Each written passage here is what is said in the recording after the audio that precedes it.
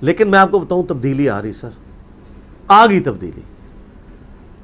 ہم کتنے عرصے سے رونا رو رہے تھے کہ فضائل اعمال کے اندر یہ کہانیاں لکھی ہوئی ہیں، میرے کلپ چڑھ چڑھ کے.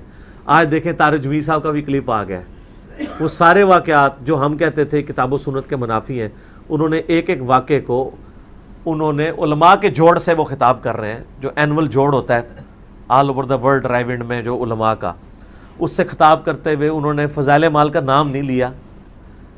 ہو سکتا ہے وہاں کوئی مجاہد ملت کھڑا ہی نہ ہو جاتا. نام لیے بغیر وہ سارے واقعات جو سامنے بیٹھے ہوئے لوگ بھی اور خود طارق جمیل صاحب بھی پڑھ پڑھ کے سنایا کرتے تھے، وہ سارے واقعات انہوں نے سنائے ہیں. کہ ایک بزرگ جو ہے وہ آنکھوں میں نمک کا سرما لگاتے تھے، عشاء کے وضو سے فجر کی نماز اتنے سال تک پڑھتے تھے. یہ ایک ایک انہوں نے واقعہ گنوایا ہے. پھر اینڈ پہ ان کا یار یہ دین ہم کافروں کو پیش کر سکتے ہیں؟ بعد کے زمانے میں صحابہ کے بعد سے ہی ایک انتہا پسندی امت میں آئی. ساری ساری رات جاگنا.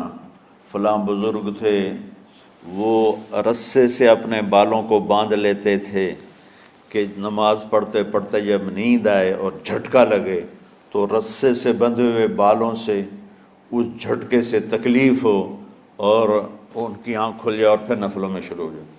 ایک فلاں بزرگ تھے وہ اپنے آنکھوں میں نمک کا سرما لگاتے تھے تاکہ آنکھیں جل جائیں، اس میں وہ جلن پیدا ہو جائے اور نیند اڑ جائے.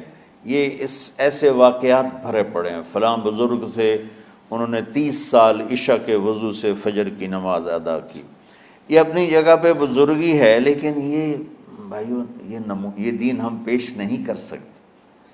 فلاں بزرگ تھے وہ 30 سال سے ستو کھا رہے تھے کہ روٹی کھانے اور ستو کھانے میں 70 دفعہ سبحان اللہ کا فرق پڑ جاتا ہے.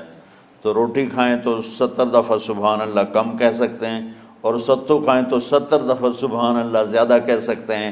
تو لہٰذا ان کا مجھے تو 30 سال ہو گئے، میں تو ستو کھا رہا ہوں، میں تو روٹی نہیں کھا رہا.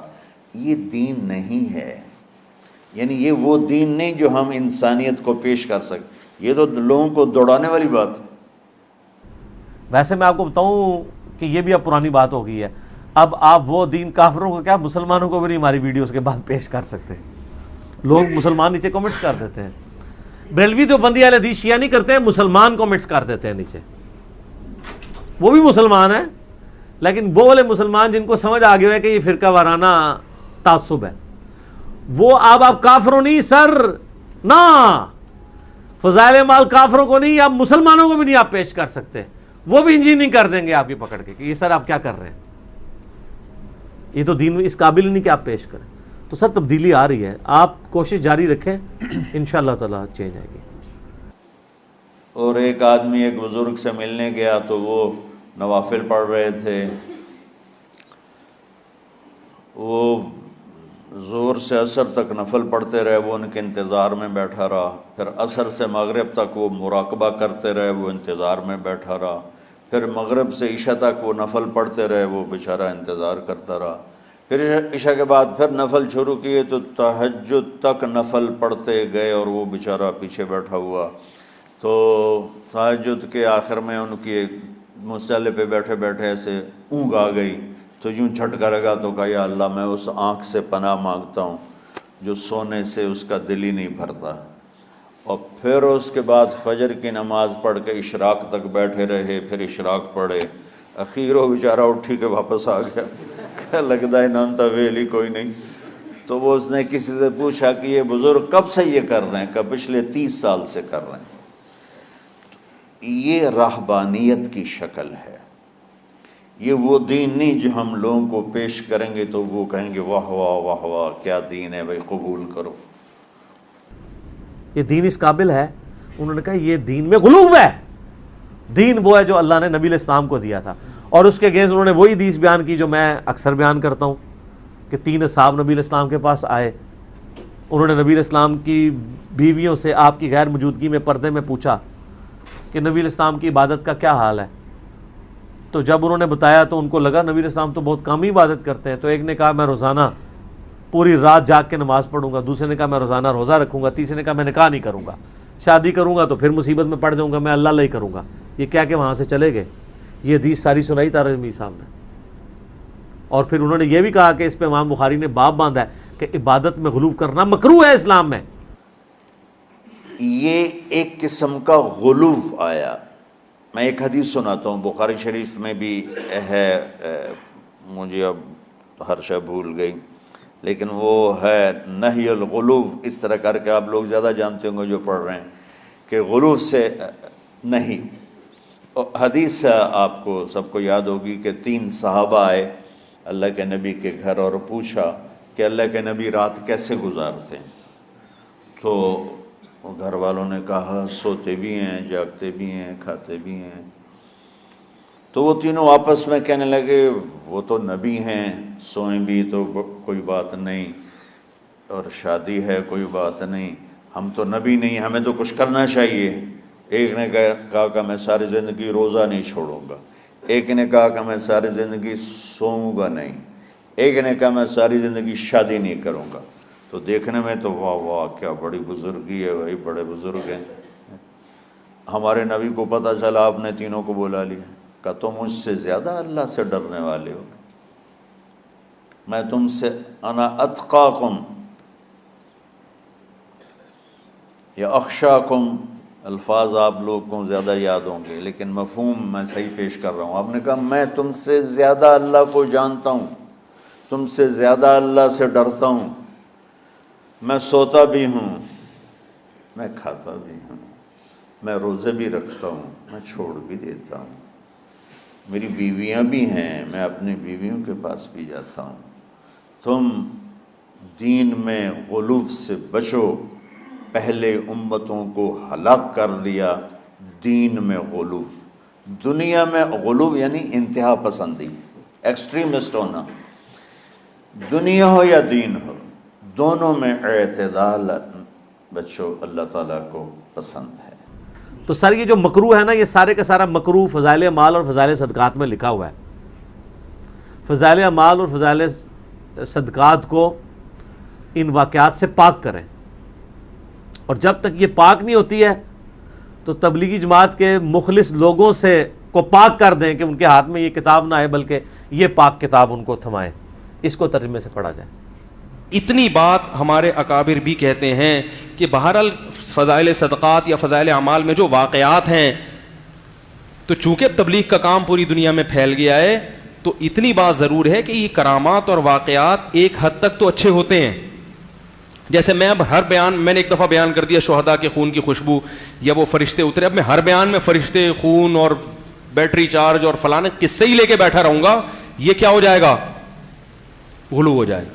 بھائی اصل چیز کیا ہے؟ لوگوں کو قرآن و حدیث بتاؤ۔ کبھی کبھی لوگوں کو ترغیب دینے کے لیے کسی بزرگ کا کوئی واقعہ، تو جب تبلیغی جماعت بنی تھی اس وقت اتنی پھیلی نہیں تھی، اس وقت کے لحاظ سے وہ ٹھیک تھا۔ اب بہت سے علماء کہتے ہیں کہ جیسے عربوں میں ریاض الصالحین ہے، میں نہیں کہتا میں تو چھوٹا آدمی، بڑے علماء سے ہم نے سنا ہے، خود تبلیغ ہی کے بعض بڑے علماء سے ہم نے سنا ہے کہ ریاض الصالحین جیسے پوری دنیا میں عربوں میں ہے نا، تو ایسے ہی اب تبلیغی جماعت میں ریاض الصالحین جیسی کوئی کتاب ہونی چاہیے جس میں مستند احادیث ہیں، ان میں واقعات نہیں ہیں۔ تبدیلی نہیں رہی، تبدیلی آ گئی ہے۔ تو اب ایک ایسی کتاب ہونی چاہیے جو سب لوگوں کے لیے قابل قبول ہو، اس سے تبلیغ کا کام اور زیادہ پھیل جائے گا۔ تو یہ ایک رائے ہے، تبلیغ بزرگ اس کو مانے ٹھیک ہے، نہیں مانے تو ان کی مرضی، وہ زیادہ بہتر اس کام کو، اتنی رائے تو دی جا سکتی ہے جو ہم بھی دیتے ہیں کہ بھئی یہ فضائل اعمال کے بجائے کیا ہونی چاہیے؟ ریاض الصالحین، اس میں بخاری مسلم کی صحیح احادیث ہیں، تو اس پہ کوئی انگلی بھی نہیں اٹھا سکتا، اور اس میں بالکل مستند روایتیں ہیں، اس میں بہت سارے دن اور رات کے اعمال ہیں، تو وہ زیادہ ہے۔ فضائل اعمال میں ضعیف احادیث بھی ہیں، تو حضرت شیخ الحدیث کی رائے یہ تھی کہ فضائل اعمال میں فضائل میں ضعیف حدیثیں بھی چلتی ہیں، تو بعض علماء سے ہم نے سنا ہے کہ بھئی اگر ان میں بھی صحیح حدیثیں ہی آ جائیں ساری تو اور زیادہ اچھا ہو جائے گا نا، کیونکہ جب کام پھیلتا ہے تو پھر اس کا معیار اسی حساب۔ تو یہ بعض بڑے تبلیغ ہی کے بعض بزرگوں کی ایک رائے ہے، دوسرے علماء کی بھی، اس کو رائے کے طور پر بیان کرنے میں کوئی حرج نہیں ہے۔ کوئی بھی کسی بزرگ کے بارے میں پھینک دو وہ ایسے تھے، انہوں نے یوں کیا، انہوں نے یوں الٹے ہو گئے، انہوں نے وہ کھایا، تو یہ پھر زیادہ ہو جائے گی۔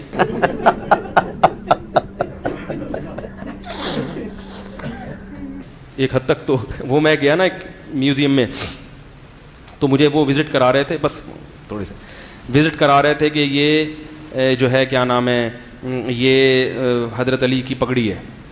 میں نے کہا شاید ہوگی بھائی, میں نے کہا ٹھیک ہے شاید.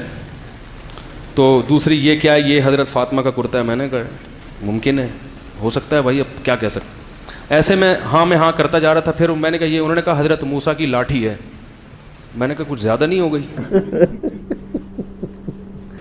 کچھ زیادہ ہو گئی, کافی دیر سے ہم کر رہے ہیں, اب کیا ہو گئی, زیادہ ہی ہو گئی. تو کرامت کا بھی ایک حد ہے. اتنی ساری چیزیں آپ ہی کے بزرگ سے ہو رہی ہیں, ٹھیک ہے, وہ بنا کے مارکیٹ میں لا رہے ہو. پیرانے پیر کے بارے میں اتنی عجیب کرامتیں, وہ جان چھڑوا لی فرشتوں سے لے جا کے, وہ واپس ڈلوا دی. یہ کچھ کیا ہو جاتی ہیں, مستند بھی نہیں ہے اور کچھ زیادہ بھی ہو جاتی ہیں. تو اس کی بھی ایک حد ہے. اللہ تو سب کچھ کر سکتا ہے, لیکن اللہ نے کیا بھی ہے کہ نہیں کیا, تو یہ بھی تھوڑا سا کوئی مستند بات ہونی چاہیے.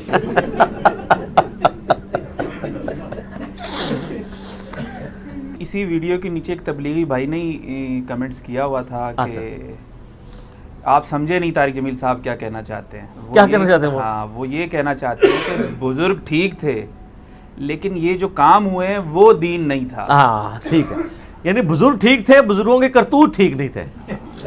بس یہی ہے. ہاں, تو ہم بھی تو یہی کہہ رہے ہیں. ہم کہتے ہیں ڈونلڈ ٹرمپ بھی ٹھیک ہے, اس کے کرتوت ٹھیک نہیں. وہ ٹھیک اس لیے کہ اس کو اللہ نے بنایا نا, ربنا ما خلقت ھذا باطلا. فرعون بھی ٹھیک تھا, لیکن اس کے کرتوت غلط تھے. جتنے بڑے بڑے لوگ ہیں وہ ٹھیک ہی تھے, کرتوت برے تھے ان کے. جب انہوں نے کرتوت اچھے کر لیے تو وہ اچھے بن گئے.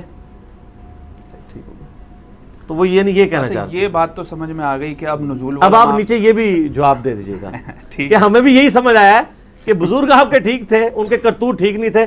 اور اس کا مطلب کیا ہوا کہ آپ کو لوگوں کو یہ بتانا چاہیے کہ ہمارے بزرگوں کا آپ احترام کریں, لیکن خدا کے لیے جو وہ کام کرتے رہے وہ کام آپ نے نہیں کرنے, ان کے کرتوت ٹھیک نہیں تھے. تو انشاءاللہ بزرگوں کا احترام کرنا لوگ خود ہی چھوڑ دیں گے. تو سر تبدیلی آ رہی ہے, آپ کوشش جاری رکھیں, انشاءاللہ تعالی چینج آئے گی. تبدیلی نہیں رہی.